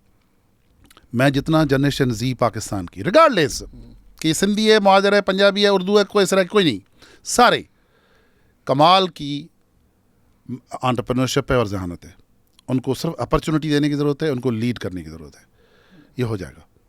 और क्लाइमेट चेंज क्राइसिस जो आ रहा है, ये एल नीनो क्या है, ऐसा तो नहीं कि हम डूब जाएंगे सब करने से यार पहले? मैं तो ये कहता रहा हूँ, लेकिन फिर वो एक दफ़ा मुझे मिले मेयर मुर्तज़ा वहाब साहब, क्योंकि वो टाइम वाइम तो देते नहीं है। मैंने 2 सालों से कह रहा हूँ कि यार मिलने का टाइम दे दो, नहीं देते। इत्तेफाक से किसी जगह पे नासिर शाह साहब के पास मैं गया, तो हाथ मिलते ही मुझे कहा कि क़यामत कब आ रही है। तो मैंने कहा यार वो तो यानी पॉडकास्ट तो देख रहे हैं वो। हाँ, मैंने कहा कि वो क़यामत आपकी तंज बजा है, क्योंकि ज़ाहिर हमारा तो काम ही यही है। लेकिन मैंने कहा उस्ताद अल्लाह रहम करे, क़यामत कब आएगी, लेकिन ये कि अगर हम ये चीज़ें हाईलाइट न करें तो किसी को क्या पता। मुझे तो पता है, जब आपकी पॉडकास्ट पे मैंने मकरान सबडक्शन जोन वाली बात की थी, तो बहुत सारे स्कॉलर्स ने मुझसे रब्ता किया कि यार ये हमें तो पता ही नहीं है। बड़ी डिबेट हुई, कुछ लोगों ने डिसएग्री भी किया, कुछ लोगों ने एग्री भी किया। हाँ, वो मैं देख रहा था डिबेट को। हाँ, तो अब देखें, मैं गलत हो सकता हूँ, लेकिन मैंने पूरा पैटर्न देखा है। फर्स्ट सेंचुरी से लेके जितने भी पोर्ट्स हैं, पोर्ट सिटीज़ हैं, मैंने फिजिकली विजिट किए हैं, और मैंने उनकी पूरी हिस्ट्री ट्रेस की है कि पैटर्न क्या रहा है पोस्ट अर्थक्वेक। तो हम डिज़ास्टर के लोग हैं, हम जो हम बेचना चाहेंगे वो बेचेंगे ना, हम मेरे पास जो चीज़ होगी वो मैं दिखाऊंगा। अब अगर उसमें आपको सिनिसिज्म नज़र आती है तो आपकी मर्ज़ी है। बाकी ये है कि वर्ल्ड बैंक की रिपोर्ट है, इस पर मैं अभी एक वीलॉग भी करने वाला हूँ, वो मेरे हिसाब से बहुत ख़तरनाक है। वो पाकिस्तान के 10 शहर उन टॉप शहरों में आ जाते हैं, डिस्ट्रिक्ट्स आ जाते हैं जो सबसे ज़्यादा हीट से मुतासर होंगे, और उस रिपोर्ट के मूजब 2030 तक वहाँ आप रह नहीं सकेंगे, जिसमें नंबर 1 जो है वो डिस्ट्रिक्ट जैकबाबाद है। और ये पैरामीटर पहले पैरामीटर होता था room air temperature. Air temperature से हम तय कर देते थे कि इतनी गर्मी 30 डिग्री है, 40 डिग्री है, जो भी है। फिर उसके बाद आया फील्स लाइक, कि जी है तो 30 लेकिन फील हो रही है 41। वो किस वजह से करते थे? वो देखते थे कि भाई जो ह्यूमिडिटी है वो कितनी है, रेडिएशन कितनी है। जी हाँ। अब एक नई आई है चीज़, और ये पैरामीटर जो है वो ज़्यादा एक्यूरेट है। इसको कहते हैं वेट बल्ब ग्लोब टेम्परेचर। और इसमें इस टेम्परेचर के तहत 35 डिग्री तक अगर पहुंच जाए, जिसमें क्या होता है, जिसमें मेजर इस तरह होता है कि air temperature, humidity, radiation, heat island effect. Radiation ही होती है, रेडिएशन लोकलाइज होती है। फॉर एग्जाम्पल यहाँ पे कंक्रीट है, भले बाहर 30 टेम्परेचर हो, ह्यूमिडिटी 70% है फॉर एग्जाम्पल, लेकिन यहाँ की रेडिएशन इतनी है कंक्रीट की कि वो लोकल टेम्परेचर जो है वो 50 तक बढ़ा देगी। तो उसको मेजर करने के लिए ये वेट बल्ब टेम्परेचर जो है ये मेजर है। उसमें है कि 32 डिग्री सेंटीग्रेड पे अगर हो वेट बल्ब टेम्परेचर तो बंदे को शदीद हीट स्ट्रोक हो जाएगा, और अगर 35 तक जाए तो बंदा मर जाएगा। रिसेंटली मेरे एक जानने वाली की शीरी जना में एक बच्चा था, उसकी डेथ हो गई, इज़ 2-3 ईयर्स ओल्ड। तो मैंने कहा हुआ क्या? कहने पता नहीं क्या, बस बैठे बैठे, लाइट नहीं थी, गर्मी थी, तो उसकी माँ उसको वो पंखा लगा रही थी, तो बच्चा जो है वो उसकी, जब हम ले गए तो डॉक्टर ने कहा कि हरकत कल्ब बंद हो गई है। ज़ाहिर है कोई ना कोई वाइटल ख़त्म होगा ना, हरकत कल्ब भी बंद होगी। इसका मतलब है कि हीट की वजह से डेथ्स हो रही हैं अभी भी, लोगों को पता नहीं है। क्योंकि अस्पताल जाओगे उसको क्या पता कि भाई तुम जो आए हो, कौन हिस्ट्री लेगा कि तुम्हारे पास एक हफ्ते से बिजली नहीं है और मच्छर कॉलोनी में रहते हो और वहाँ पे कंक्रीट इतना ही रेडिएशन है। तो 2030 तो बहुत करीब है। इवन आज अगर पौधा लगा हो तो वो भी 3 साल लेगा। तो आप तो कह रहे हैं हमारा यूथ के, वो आप अखबार खोलें तो सिंध के कोई 5 शहर 50 डिग्री से ऊपर, 50 डिग्री सेल्सियस से ऊपर जा चुके थे। तो इस गर्मी में तो मर जाएंगे हम अगर क्लाइमेट माइग्रेशन होगी, क्लाइमेट माइग्रेशन होगी। और ये एक बहुत ख़तरनाक बता दूँ, लोग मुझे मेरी बात को गलत समझते हैं। वो कहते हैं कि यार ये तासुब है, सिंधी है, फ़लाँ। कोई बात नहीं, मैं नहीं हूँ सिंधी, मैं पाकिस्तानी हूँ। मैं जितना मैं वो बंदा हूँ जिसने राजा जयपाल के बेटे का फोर्ट जो है 2014 में जाके 2 घंटे की वॉक करके जाके ढूंढा था, जिसके बाद अभी पंजाब गवर्नमेंट जाके वहाँ पहुँची है। तो राजा जयपाल का जो मंदिर है लाहौर में, वो मैंने 2016 में जाके ढूंढा था, जहाँ उसने सेल्फ इमोलेट किया अपने आप को। तो ये इस तरह की बात नहीं है। मैं आपको बता दूँ कि माइग्रेशन जो है, क्लाइमेट माइग्रेशन, मुझे उसका ज़्यादा जोर जो है ना लाहौर की तरफ नज़र आ रहा है। वो इसलिए कि कराची ओवरवेलम हो चुका है और कराची में रहना गरीब के लिए मुश्किल हो चुका है। लेकिन अगर अब मुल्तान ऑनवर्ड्स आप जाएं तो एक तो एग्रीकल्चर की वजह से, इंडस्ट्रीज़ की वजह से अपॉर्चुनिटीज़ ज़्यादा हैं, शहर एक दूसरे से कनेक्टेड हैं, इस्लामाबाद करीब है, ये सारे कनेक्टेड हैं शहर। तो अब माइग्रेशन होगी। और अगर आप पानी, जैसे ये पानी का मसला कह रहे हैं, तो पानी की वजह से जो माइग्रेशन होगी, ये एक कानून है। फ़िश और इंसान जो है हमेशा अप स्ट्रीम जाएगा। आप पानी भेजें किसी जगह पे, आप देखें फ़िश जो है अप स्ट्रीम ट्रेवल करेगी, नेचुरल है। आप पानी रोक दोगे, अब कह रहे हो नहीं यार वो तो ज़ाया हो रहा है पानी, वो तो ख़त्म कर दें। मैं खुद उस एरिया से हूँ जिसके बाद 10-12 किलोमीटर के बाद इंडियन बॉर्डर है। तो आप अंदाज़ा कर सको कि मैंने ये देखा है कि वाटर शॉर्टेज क्या होती है। पीने का पानी हम जब गांव जाते हैं, हम यहाँ से अपना ले जाते हैं, क्योंकि वहाँ का पानी जो है कड़वा होता है, लोग तो वो पीते हैं, ठीक है ना। तो ये उस दिन से डरो जब डेमोग्राफिक शिफ्ट आ जाए। क्या आप अफोर्ड कर सकते हो कि लाहौर की स्ट्रीट लैंग्वेज सिंधी बन जाए? वो ज़्यादा ख़तरनाक है। सिंध के लिए भी, पंजाब के लिए भी ज़्यादा ख़तरनाक है। क्या आप ये अफोर्ड कर सकते हो कि जी मुल्तान के सबर्ब्स जो हैं या फैसलाबाद के सबर्ब्स जो हैं वहाँ सिंधी माइग्रेट करके जाके बैठ जाएंगे? कुली हशमत खान लेके काबुल में, वहाँ मछेरेंगो गाँव में 2008 में गया अफ़गानिस्तान, तो मुझे किसी ने कहा कि यार यहाँ चूँकि फ़िश वगैरह मारने का किसी को पता नहीं था, तो पाकिस्तान से कुछ कम्युनिटी लोग आ रहे हैं, मछेरे हैं वो, अब वो उनको वो सिखाते हैं, वो कश्ती भी चलाते हैं। पता चला कि वो मंशर के डिस्प्लेस्ड लोग थे जो वहाँ पहुँच गए थे Kabul.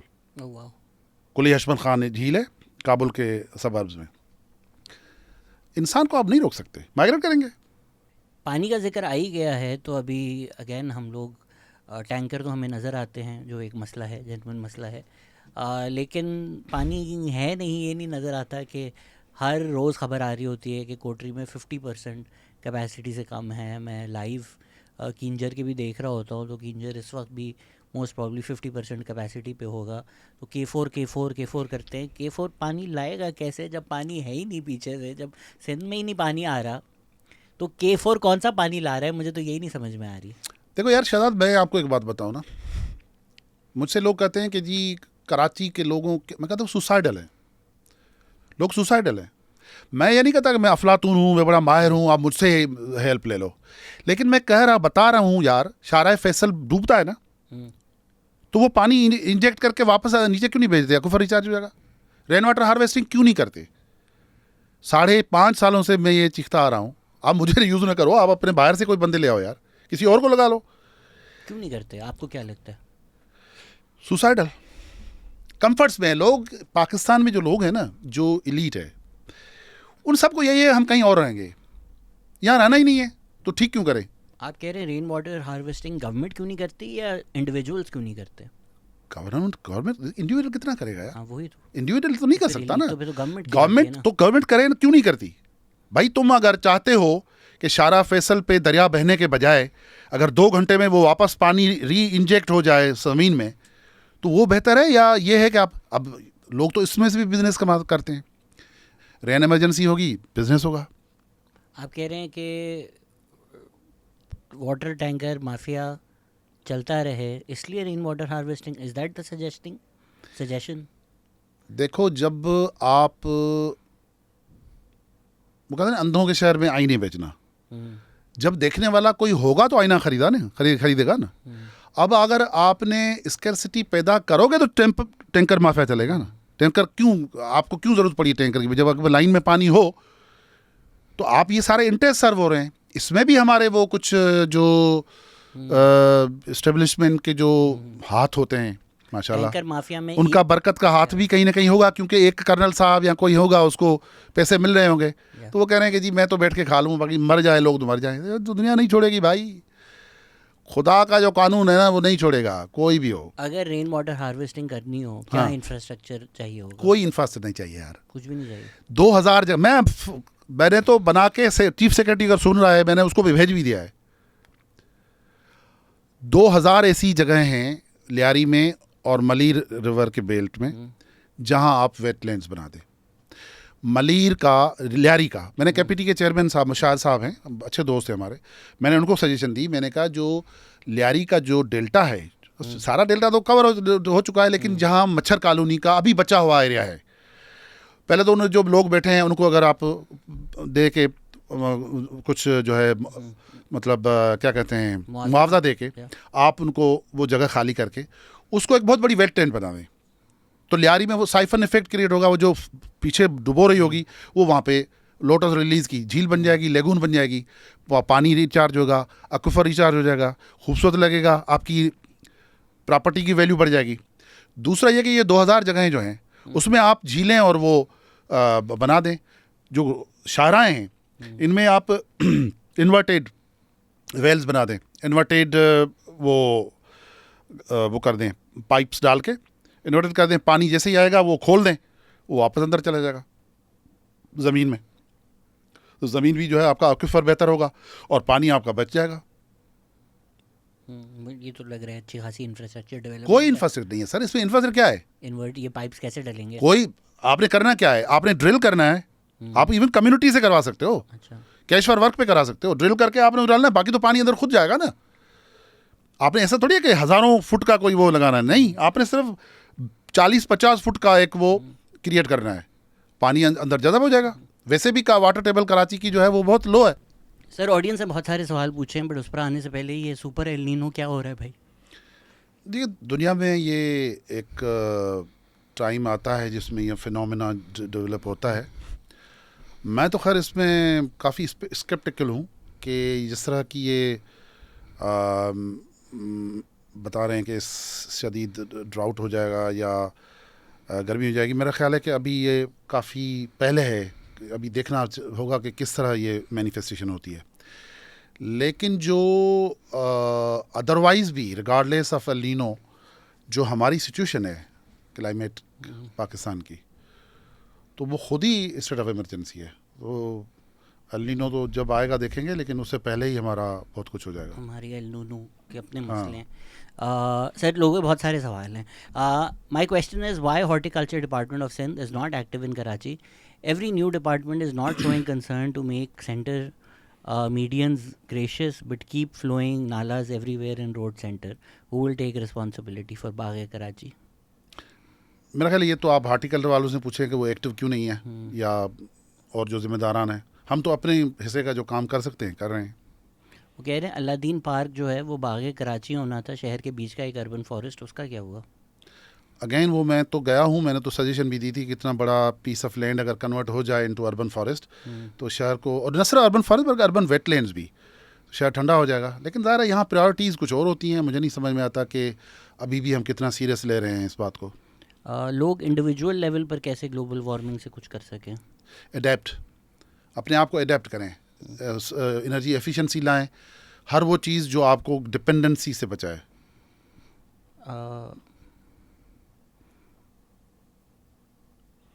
Ask him how mangroves are cultivated. Mangroves ज़ाहिर है कोस्टल एरिया में लगते हैं, चूँकि मड फ्लैट्स में लगते हैं। तो मड फ्लैट्स तो हैं नहीं, कराची जैसे ज़मीन हाई वैल्यू है यहाँ, तो मड फ्लैट्स कहाँ रहेंगे। तो हमने जो तजर्बे किए हैं वो आर्टिफिशियल मड फ्लैट से किए हैं, और वो उसमें एक स्पीशीज़ जो है अविसिना मरीना वो बहुत सक्सेसफुल है। और बल्कि हमने तो 60 इंचेस तक 5 फीट तक के अचीव किया है एक साल में, जो मैं समझता हूँ ग्लोबल रिकॉर्ड है। He's a good man. I like him and the work he does. Therefore, my question to him is with good intentions. I recently saw a post or video where he was praising the recent Malir Sharai Bhutto inauguration. I was a little confused because a lot of research has shown the environmental issues of that project. As an environmentalist, how does he know it's not problematic for the environment? देखिए, मैं जब कराची में रहता था तो मेरा सबसे बड़ा कंसर्न था इवैक्यूएशन, कि कुछ हो जाए तो इस शहर से निकलेंगे कैसे। कम से कम एक मसला ये तो एड्रेस हुआ है कि रिगार्डलेस ऑफ अदर थिंग्स आपके पास एक ऐसी एक शाहरा है जो आपको कनेक्ट कर सकती है विद अदर हाईवेज़। दूसरी चीज़ ये कि सिर्फ कॉमन सेंस यूज़ करें। कितनी ऐसी ट्रैफिक है जो शाहरा फैसल से जाते हुए या सुपर हाईवे जाती थी या इंडस हाईवे जाती थी, अब वो सारी की सारी जो है डाइवर्ट होके बाहर से चली जाए, तो आपकी एयर क्वालिटी पे कितना इम्पेक्ट पड़ेगा, इमिशन कितनी कम होगी, कितनी आपका क्वालिटी टाइम बचेगा शाहरा फैसल पे।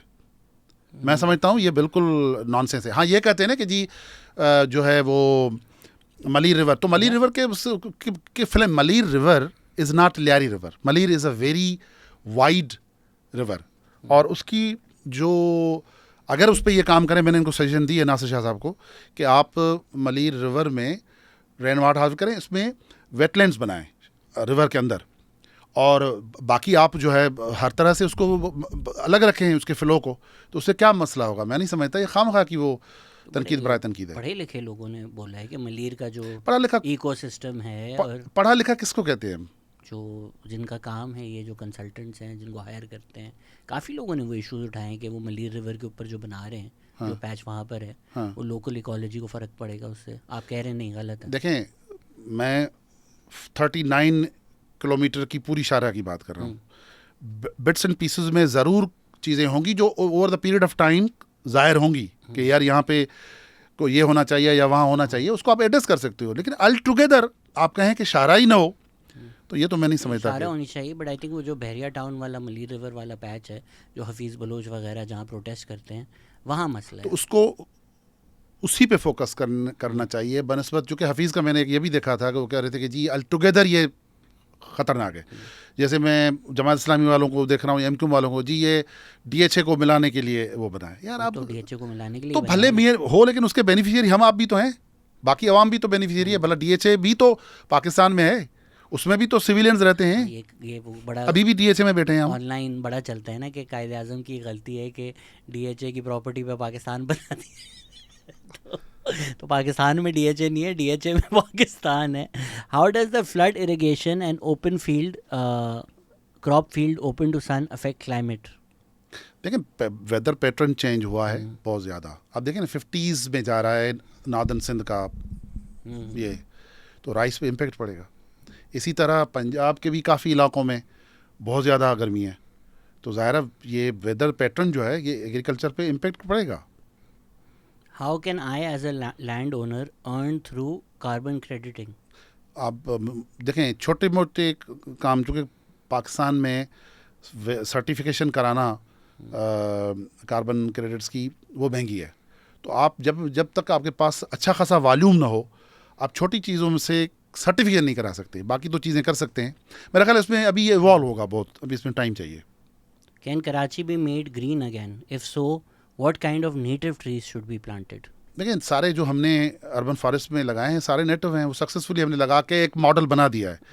ग्रीन हो सकता है कराची पूरा, 25% of Karachi land mass can be green. मैं ये रिकॉर्ड पे चैलेंज से मैं कह रहा हूँ हो जाएगा। लोहार साहब बहुत अच्छे इंसान हैं, लेकिन पीपीपी की ज़रूरत से ज़्यादा क्यों साइड लेते हैं? मैं तो किसी की भी साइड नहीं लेता। मैं पीपीपी की साइड, मैं साइड क्यों लूँगा पीपीपी की? पीपीपी ने कौन से मुझे जो है यहाँ पे ताज पहनाया है? आपकी तो ज़मीन ले ली ना, तो अर्बन फॉरेस्ट के तो आपके मतलब वो अपने अभी मसले चल रहे हैं। वो बहुत सारी चीज़ें चल रही हैं। मैंने, मुझे कौन सा पीपल्स पार्टी ने हार पहना है? अब अगर आप में इतनी समझ नहीं है कि मेरी नीयत को या मेरी बात को अंडरस्टैंड करें, तो फिर तो आप गालियाँ देते रहें, कोई मसला नहीं है, देते रहो। Can you explain microgrids and how can we leapfrog our grid infrastructure to green renewable production? यार देखो कराची पूरा, बल्कि सिंध का 50% ये विंड कॉरिडोर है। अब माइक्रो जो है विंड मिल आप लगा लो। मतलब एक फॉर एग्जाम्पल अगर एक प्लाजा है, मिसाल इमारत प्लाजा है, उसकी बिजली एक्स जो भी आपका केवी आपकी रिक्वायरमेंट है या जो भी है, आप वहाँ पे एक विंड मिल लगा लो, 24/7 फ्री हो जाएगी बिजली। हम तो बेवकूफ़ किस्म की कौम है। कराची पूरा विंड कॉरिडोर है, गर्मी से मर रहे हैं। छोटी विंड का लगा के आप जो बच्चों को सिखा दो, ये जो नर्ड्स होते हैं, एक बाहर इधर फैक्ट्री लगा के इनको दे दो, ये ऐसी ऐसी आपको चीज़ें बना के देंगे कि हो जाएगा। ताबिश हाशमी के खिलाफ जो उन्होंने कमेंट दिए थे, क्या वो इस पर अब तक कायम है? बिल्कुल कायम हूँ। ताबिश हाशमी क्या, कोई भी हो। आई थिंक ताबिश ने ऐसी बच्चोदियों में एक बात की थी। नहीं नहीं यार, ये ज़्यादा ये देखें, आप पीपल्स पार्टी भी तनकीद कर लो। आप जब ये नस्लों पे आ जाते हो ना, ये एक तो ये मैं बताऊँ मखमस से मैं बताऊँ कुछ मुगालते जो है ना, कराची प्राइवेट सेक्टर को दे दो, यही बोला था ना उसने आई थिंक। हाँ तो इसमें नस्ल कुशी अच्छा चले, कौन सा प्राइवेट सेक्टर? नहीं, उसके अलावा भी एक और उनकी थी, मुझे एग्जैक्ट याद नहीं है। प्राइवेट सेक्टर कौन सा? बट ये तो एक कॉमेडी बात है ना, एक मजाक में। तो मैंने कौन सी उसको गालियाँ दी हैं? मैंने उसे कहा है कि भाई अब आप अगर हो क्या है मजाक करने वाले क्या कहते हैं, कॉमेडियन, आप अगर कॉमेडियन हो, अच्छे होस्ट हो, हम आपके, मैं तो खुद प्रोग्राम देखता हूँ आपका, तो आप वो रहो ना। अब आप अफलातून तो ना बनो ना यार। अब हमें आप सिखाओगे, दे सकता है ना यार, राय देने में तो मैं भी राय दे रहा हूँ यार, मैंने कौन सा गुनाह किया है? ये भी ठीक है, सब अपनी राय दे रहे हैं। हाँ तो बस ताबिश हाशमी को मुझसे मसला नहीं है, ना मुझे उससे मसला है ज़ाती। मैंने तो दावत भी दी उसको, उसी में यार आओ मेरे अर्बन फॉरेस्ट में आके पौधा लगाओ। ताबिश नेक्स्ट टाइम कराची आओ, चलते हैं अर्बन फॉरेस्ट। हाँ ना, अर्बन फॉरेस्ट आओ, आराम से चाय पीते हैं। ऑनलाइन जो है ना, हाँ ये ज़्यादा तलखियाँ हो हाँ जाती कोई हैं, नहीं। और ताबिश का भी माइंड नहीं करना यार, हम भी जो है ना, वो गर्मी जब बहुत ज़्यादा है बेसिकली यार। ऑनलाइन लोग ना चीज़ें बना देते हैं। हाँ बीच में जब ये इशू भी हो गया था, हाँ तो sort of people were trying to pit me and Tabish against each other as well online, and I'm like, हम दोस्त हैं भाई, हाँ हम चाय पे मिलते हैं। मतलब ये आप लोग इश्यूज बनाते हो, वरना कोई इतने ऐसे इश्यूज मैं तो कहूँगा उर्दू स्पीकिंग कम्युनिटी के या कराची के जो लोग हैं, एक गेट टुगेदर करते हैं।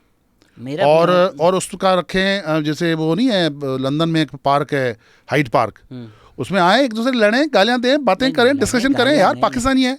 लड़े गालियां नहीं दें, लड़े गालियां नहीं नहीं नहीं, दें। बातें करें ना एक दूसरे के सामने। तो मैं अभी नया फॉर्मेट अभी इंट्रोड्यूस कर रहा हूँ, यही बैठक फॉर्मेट का, कि यार ये ऑनलाइन जो है ना, आपको नज़र भी नहीं आता कौन है, क्या बोल रहा है, क्यों बोल रहा है, बिला वजह लोग गालियां देते हैं, वो फेक अकाउंट्स हैं, बॉट्स हैं, अल्लाह जाने वो किसी पॉलिटिकल पार्टी किसी एजेंडा से काम कर रहे हैं।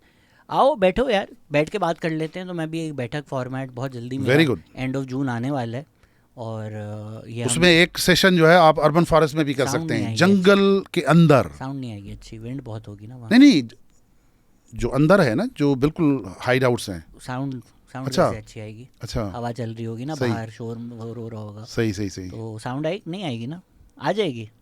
अमान कहता है आ जाएगी, फिर हमारी जो ऑन लोकेशन व्लॉग्स होते हैं उनकी साउंड आप लोग खुद देख लें क्या। नहीं नहीं, वो आ जाएगा, अब मैं करता ट्राई रहता कर सकते हैं, हाँ, ऐसे एक ट्राई कर सकते हैं, हाँ, why not, we can maybe try it, but studio conditions, hmm, but वो लाइटिंग फिर ऐसे खैर वो ये हमारे पर्सनल डिस्कशंस हो रहे हैं सर। कुछ ये तलखियाँ हो ही रही हैं, तो कुछ ये भी लोग कहते हैं कि आधा सिंध तो बलूचिस्तान है, इसके बारे में क्या राय है आपकी? यार ये कुछ, पहली बात तो जो बलोच सिंध में रहते हैं ना, बलोच और सिंधी जो हैं, इनकी ये एक दूसरे से अलग आप नहीं कर सकते, बिल्कुल नहीं कर सकते। ये भले कोई कुछ भी कर ले, कुछ कर ले, ये बलोच जो इवॉल्व हुए हैं सिंध में, ये एक अलग डायमेंशन है। दूसरी, अब ये कहना, हाँ मैंने, अगर आपने कहा है तो मैं इसको क्लियर कर दूं कि भाई हिस्टोरिकल फैक्ट्स क्या हैं। आप देखें, इनका ये जोड़ते हैं चाकर से, चाकर आज़म रिंद जो था उनसे, हुमायूं का पीरियड था, और हुमायूं की जो यहाँ से जब अपने भाइयों से और शेरशाह सूरी से जब ये भागा था, तो चाकर और बलोच लोगों ने, चूँकि ये, अच्छा बलोच पेस्टोरल्स हैं, बलोच ईरान में भी हैं, अफ़गानिस्तान में मैं देख भी आया हूँ, अफ़गानिस्तान में हैं, गरीब हैं, वो बहुत गरीब प्रोविंस है नीमरोज़ जहाँ बलोच रहते हैं, सिंध में हैं, और ओमान की आर्मी में प्रेडोमिनेंटली बलोच हैं, अल बलोशी कहते हैं। ये पेस्टोरल्स कम्युनिटी है, ये traditionally they use to migrate from place to place in search of pastures. अब फिर जो है लाशारियों के साथ झगड़ा हुआ इनका, रिंद का, चाकर रिंद का, तो चाकर रिंद को ने पनाह मांगी उनसे, हुमायूं से, तो हुमायूं ने से कहा कि मैं तुम्हें पंजाब में जागीर दे रहा हूँ, तुम उधर चले जाओ। तो चाकर का मकबरा अभी भी ओकाड़ा में है, बल्कि चाकर की जो इमीडिएट जो उसके वरसा हैं वो बलोची नहीं बोलते, वो पंजाबी बोलते हैं, कहलाते बलोच हैं, लेकिन वो ज़बान वो भी वहाँ लोकल बोलते हैं। तो अब अगर, और फिर दूसरा ये कि देखो, Baloch has never been state कैसे होती है, कलात स्टेट थी, ब्रावी अलग कौम है। पहले तो ये कन्फ्यूजन ख़त्म करें, रिगार्डलेस ऑफ तासुब या कुछ, जो तारीख है वो उसको रखें। Brahui is one of the most ancient languages of सब कॉन्टिनेंट, आप कह सकते हो, द्राविडियन डिसेंट है, वो इंडो आर्यन से भी आगे है। तो ब्रावी खान ऑफ कलात जो है एक टाइटल होता था, और जाम निज़ामुद्दीन जब बादशाह था सिंध का, तो जाम निज़ामुद्दीन का जो कज़न था रूंझो, वो जिसको लस जो जाम कहते हैं ना, लासी, यानी कि लसबेला के, ये कज़न्स हैं, जाम निज़ामुद्दीन के फर्स्ट कज़न्स हैं जो यहाँ थे। और उस वक्त ख़तरा सारा इनको अफ़गानिस्तान के बॉर्डर से होता था। तो खान ऑफ कलात की जो पोजीशन है, उसी अपार्ट फ्राम स्टेट, उसका एक वो भी रोल था, जंगी रोल था कि बॉर्डर की वो करना, और हमेशा वो ब्रावी होते थे। Most of the times Khan of Kalat was from Brahuis. बीच में एक पीरियड आया कि कंधार से जो है उन्होंने कोई अफ़ानी जो है वो भी थे, लेकिन ये कि था, तो स्टेट अगर थी तो वो ब्रावी स्टेट थी, खान ऑफ कलात जिसका खान था, उसकी मिंट भी थी, उसके सिक्के भी आपको मिलेंगे। बलोच है नेवर हैड स्टेट। जो मीर तालपुर आए, उसको आप ये नहीं कह सकते कि वो बलोच कोई स्टेट थी। State was Sindh state. सिर्फ वो चूँकि उसकी जंग में उसके लश्कर में थे कलोड़ोस के, और उन्हें बगावत कर दी, चूँकि उन्होंने 3-4 लोगों को मार दिया था, मीर बिजार खान तालपुर के बेटों को और भाइयों को, तो उन्होंने रिबेलियन किया और उन्होंने जो है वो टेक ओवर कर लिया। बट द जो मशीनरी जो थी गवर्नमेंट की, वो इस तरह नहीं थी कि it was a Baloch state, it was a Sindh state, ठीक है ना। तो मेरा ख्याल है कि ये भी वही बेवकूफ़ाना किस्म की बातें हैं। कोई बलोच और सिंधी अलग हो ही नहीं सकते, और बलोच को आप ये कहें कि जी वो सिंधियों से अलग हो जाएगा, वो दोनों के लिए अच्छा नहीं है, न सिंधियों के लिए ही अच्छा है, न बलोचों के लिए अच्छा है। आई थिंक ये जो लोग भी रिस्ट्रिक्ट करना चाहते हैं, सिंधी आइडेंटिटी बहुत बड़ी है। जी। अगर शिकारपुर में तरींद रहते हैं, वो पश्तून हैं और हाँ, वो सिंधी हैं, और हाँ, ये हाँ। कोई मसला नहीं है। जब सक्खर बराज मिला तो बहुत सारे जो पंजाबी लॉयलिस्ट थे उनको ज़मीनें मिली सक्खर के अराउंड, सक्खर बराज के अराउंड। वो अब अपने आप को पंजाबी कहें, वो सिंधी, उनको कोई मसला नहीं है इन मल्टीपल आइडेंटिटीज़ को होल्ड करने में। पूरे मुल्क के लिए जरदारी सिंधी पार्टी है, जब जरदारी खुद एक बलोच ट्राइब है। ये इशू बना दिया है, ये इशू है नहीं। खैर जरदारी बलोच ट्राइब नहीं है। क्यों नहीं? ये बड़ी कंट्रोवर्शियल आ जाएगी, ये इस पे अलग एक पॉडकास्ट कीजिएगा। ये एक वेव आई थी, चूँकि समाट जो कंट्रोल है ना, समाज जो है, they are the descendants of Krishna Maharaj. Krishna का जो बेटा था सम्मा, जिसको कोढ़ हो गई थी, एंड ही मुल्तान में आके, सारी एक लंबी कहानी है। बहरहाल, तो समाट्स हैड अ होल्ड ऑन सिद्ध समूह, काछो चनू, भाटी जैसलमेर, चौथू पेर चुगदे जो, जंजो पीढ़ी मथे पेर। तो ये एक फोकलोर में है कि भाई सिंध हमें। तो फिर जब ये तालपुर आए, तालपुर को एक एग्जिस्टेंशियल क्राइसिस था, क्योंकि पहले तो कालोड़ोज जो थे वो न सिर्फ ये कि इंडिजिनस सिंधी थे, बल्कि उनका एक पीरी फ़कीरी का भी एक सिलसिला, जिसको मियांवाल तहरीक कहते हैं, यानी कि रिलीजियस भी। अभी आप देखें ना, गुलाम शाह कालोड़ो के ऊपर इतना बड़ा श्राइन है, पल्ले वाला बाबा कहते हैं, लोगों की वो पूरा कर रहा है। इसमें सरफराज कॉलोनी में सरफराज कालोड़ो को आप देखें तो अभी भी उनको एज अ वली माने जाते हैं, हालांकि वो बादशाह थे। तो वो एग्जिस्टेंशियल क्राइसिस जो हुआ ना इनको, तो इन्होंने क्या किया कि इन्होंने एक तो वो आइडेंटिटी मिटाने की कोशिश की, कि जैसे फॉर एग्जांपल काफ़ी ऐसी अकवाम हैं जो बेसिकली समाज हैं, जैसे मगसियों के लिए कहते हैं कि ये उनड़ है। जत जो हैं उनको मीर जत कर दिया। जत जो है उनको तो चचनामे से भी पहले जो है उनकी रिपोर्ट है कि वो चचनामा में भी जिक्र है उनका। बल्कि हज़रत आयशा का जो इलाज किया था, बीबी आयशा का, बैरतन हिंदी ने, तो बैरतन हिंदी जो था वो जत था। हुज़ूर सल्लल्लाहु अलैहि वसल्लम से पूछा गया कि भाई वो मूसा अलैहिस्सलाम को आपने देखा है? तो उन्होंने कहा जी हाँ। तो उन्होंने कहा कि वो किस तरह हैं? तो आपने कहा कि जिस तरह जत है ना, जिस तरह जत लोग हैं, इस तरह उनका हुलिया है। जत मीन्स जत। तो अली अलैहिस्सलाम के लिए मशहूर है कि वो, ये मैं आपको हिस्ट्री से बता रहा हूँ, अरब तिबरी से बता रहा हूँ, कि वो जब कूफे में इन्होंने एक ट्रेजरी थी, उसकी ज़िम्मेदारी जो है कुछ जत्तों की दी, और वो सिंधी में बोलते थे। तो उन्होंने कहा कि जब वो हज़रत अली अलैहिस्सलाम उनसे मिलने गए तो उनके साथ उनकी ज़बान में बोले, यानी कि अली अलैहिस्सलाम ने सिंधी में उनसे बातचीत की। अच्छा, फिर आप आ जाएं यमन में। अजरक क्या है? ये बेसिकली है अजरक। अजरक अरबी में कहते हैं ब्लू को। यहाँ नीर का, इंडिगो का काम होता था, उससे ये Ajrak is a very old thing, और हुज़ूर को बहुत पसंद होती थी। हुज़ूर सल्लल्लाहु अलैहि वसल्लम इसके पर्दे भी अजरक के बनाते थे। अभी भी यमन में आप जाएं अजरक आपको मिलेगी। तो और ये हाफिज़ नईम ने गधे को पहना दी, बताएं यार। हाँ, अब पहले तो ये भी आइडेंटिटी क्राइसिस है। हाफिज़ नईम साहब माइंड न करें यार, अगर इजाज़त दें तो, चूँकि हम तो मौलाना मौदूदी के, मैं तो फ़ैन हूँ। मैं उनकी किताब पढ़ के, खिलाफत और मलूकियत पढ़ने के बाद मुझे मेरा पैराडाइम चेंज हुआ, और मैं कहता हूँ ये बहुत बड़ा एहसान है मौलाना मौदूदी का जो उन्होंने ये किताब लिखी है। तो हम तो आपको नहीं देखते, हम आपकी पार्टी को देखते हैं, आपकी आइडियोलॉजी को देखते हैं। अगर आपकी आइडियोलॉजी वहाँ से आके अगर इस जगह तक पहुँच जाए, तो फिर आप में और एक लिसानी तंजीम में फ़र्क क्या रहा यार? स्कॉलरशिप आनी चाहिए ना। ये तो वो है। सर, अब ये बात हो ही रही है अजरक की, तो ये जो सिंबल्स होते हैं, आपने बीच में भी बोला एक किताब है क्राउड पे आपकी, क्राउड सिंबल्स पे आपकी, वो भी मैं पढ़ूंगा। तो ये क्राउड सिंबल्स क्या होते हैं, और थोड़ा बताएं। देखिए, ये इलियास कैनेटी साहब थे, एक फ़िलासफ़र भी थे, और बड़ा एक उनका काम है, उनकी किताब है क्राउड्स एंड पावर, जिस पे नोबेल प्राइज़ मिला था उनको। तो उसके लिए कहते हैं इस किताब के लिए कि ये CIA की बाइबल रही है थ्रू आउट, और बहुत सारे रिवोल्यूशंस जो ये लाए CIA, उसकी बेसिस जो है वो क्राउड्स एंड पावर है। और उसके मिलती नहीं थी पहले, मुझे खुद ये ख़रीदने में 1 साल लगा, यानी कि मैंने पब्लिशर को पैसे भेज के ये किताब मंगाई थी 2012 में 11 में।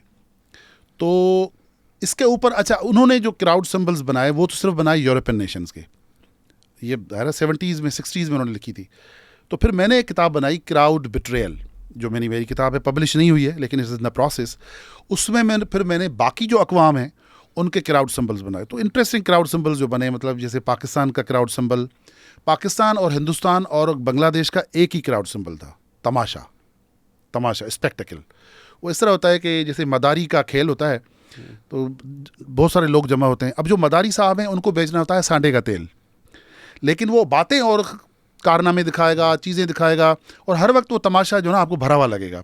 हमें ये लगेगा कि ये कंटिन्यूअस कोई यहाँ पे ऑडियंस है, ऐसा होता नहीं है। आप आए, 4 मिनट खड़े रहे, आप चले गए, आपकी जगह पे कोई और खड़ा हो गया, तमाशा जारी है। तो स्पेक्टेकल जो था पाकिस्तान का भी क्राउड सिंबल था। 80s में ज़ियाउल हक के बाद क्राउड सिंबल से हमारा क्राउड सिंबल चेंज होके स्पीड ब्रेकर बन गया। और इंडिया का मोदी के बाद स्पेक्टेकल से क्राउड सिंबल जो है अब बन गया है सैफरॉन स्पेक्टेकल, यानी कि हिंदुत्वा स्पेक्टेकल। अब आप ये कहेंगे कि मेरे पास दलील क्या है। अब आप मुझे बताएं कि एक सेरेमनी होती है रोज़ लाहौर के बॉर्डर पे, उसमें क्या होता है, टांगें उठा दें ना, कि कौन कितनी टांग ऊपर उठा रहा है, और दोनों तरफ से चीयरिंग होती है। मैं गया हूँ उधर से भी, वो जितनी टांग ऊपर उठाएगा उतना लोग तालियां बजेंगे, क्योंकि हमें तमाशा का कौम है ना, तमाशा चाहिए। मुझे लगा आप कहेंगे क्योंकि वो हम कौम की टांगे उठा रहे हैं ना।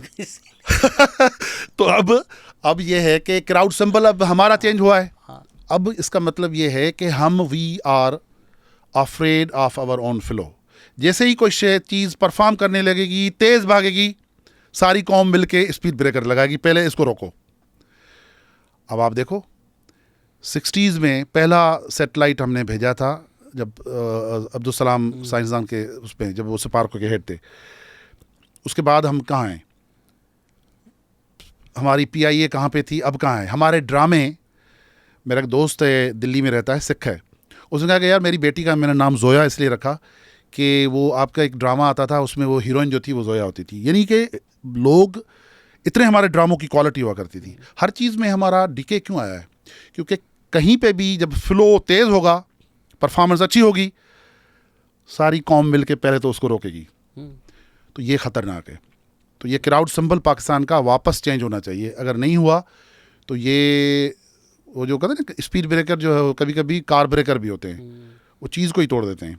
अच्छा, इंडिया का ईरान का क्राउड सिंबल है शहादत, मातम। इसराइल का क्राउड सिंबल है मसदा, यानी कि सीज, यानी कि सीज मेंटेलिटी है कि भाई हमें कहीं ना कहीं किसी दीवार के पीछे छुप के बैठना है, क्योंकि लोग हमें मारने की कोशिश कर रहे हैं। तो ये दोनों ख़तरनाक पार्टीज़ हैं। ये दोनों अगर जंग में लड़े तो दोनों का एक मरने के लिए तैयार है, दूसरा अपने आप को खामखा बचाने के लिए अपने ऊपर बरसवा रहा है। इन US का क्राउड सिंबल जो था वो था विंडोज़, अब उनका क्राउड सिंबल हो गया वॉल एंड गन। चाइना का क्राउड सिंबल था वॉल, अब उनका हो गया ड्रैगन। ड्रैगन जो है वो मिथिकल है, वो ओवर पावरिंग है, ये इस तरह है। देखते हैं सर क्या होता है, वाघा पे टांगे उठें या कौम की टांगे उठें, हम तो यही देख रहे हैं। Thank you as always, thank you for your time and thank you for listening. Take care, खुदा हाफिज़।